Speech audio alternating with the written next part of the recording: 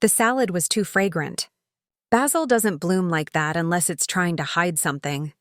I smiled, fork in hand, and nodded at my mother-in-law across the table. Delicious, I whispered, tasting only air. Then I placed the bowl near my sister-in-law's wine glass, my own untouched. Subtle. No one noticed.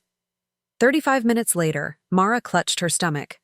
Her mascara smeared as she leaned over the pristine linen tablecloth and vomited into her cloth napkin. She gasped for air, shaking, pupils blown wide. My mother-in-law froze. She wasn't looking at her daughter. She was looking at me, and that's when I knew she didn't mean for Mara to eat it. She meant it for me. I met Ethan at a gallery opening. His art was bland, but his smile wasn't. He was warm, simple, easy to love, the kind of man who made you feel safe. I didn't know that safety would cost me the rest of myself.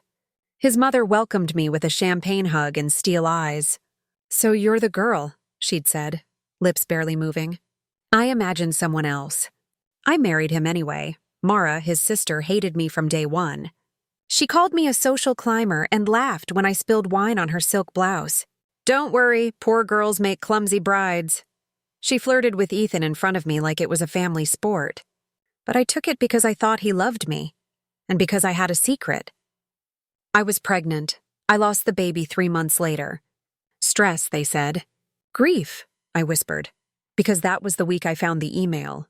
Ethan's laptop unlocked a flight confirmation. 1 passenger, destination Florence, booked by Mara and sent to Ethan's private account. And a message, "Now she'll never have to know." I didn't scream.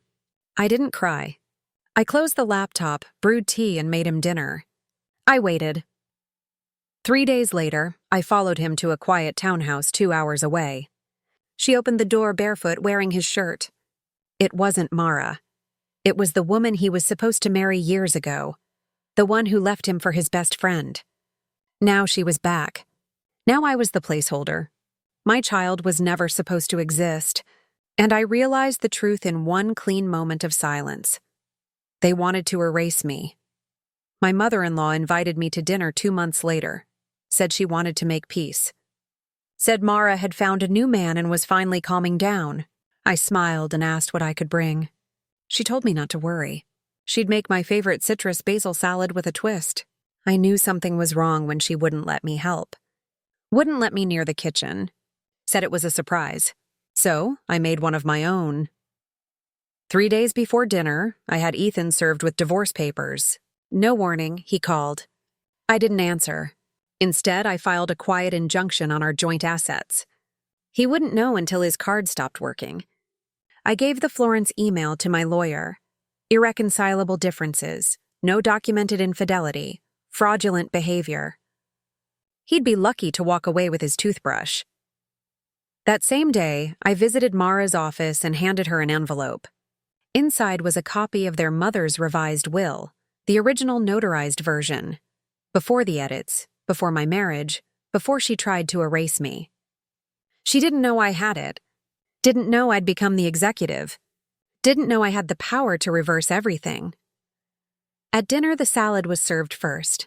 Citrus, basil, almonds, and rue, an herb that, in the wrong amount, can cause severe gastrointestinal distress or worse. It's banned in most kitchens except for one upscale place in Tuscany, where Ethan's ex trained.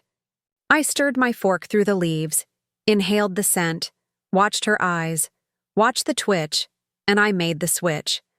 Mara devoured it like a show pony trying to win gold. 35 minutes later, chaos. "Call an ambulance!" someone shouted. I stood calmly, napkin on my lap. Her fiancé rushed in from the hallway, horrified. Ethan followed, late, disheveled, confused, already losing. I leaned into my mother-in-law's ear and whispered, "You should have picked a different herb." She didn't speak, didn't blink, just stared at her daughter curled up on the tile floor, shaking and moaning, a small red stain blooming on her white dress. She didn't move until the sirens came. Mara survived. She'll need months to recover, but she'll walk again eventually. The lab reports made it clear someone had tampered with the food, but no charges were filed. Too many fingerprints, too many hands, too much family. Ethan never saw it coming. He begged to talk, but I let my attorney answer. He lost the house, the accounts, even the studio. It turned out he'd been funneling funds through a shell company tied to his ex. I exposed it quietly, thoroughly. The press had a field day. I didn't say a word. Now, when I walk past the gallery downtown, his name has been scrubbed from the glass, replaced by a young woman's exhibit, someone I mentored. My revenge wasn't rage. It wasn't loud. It was exact. They took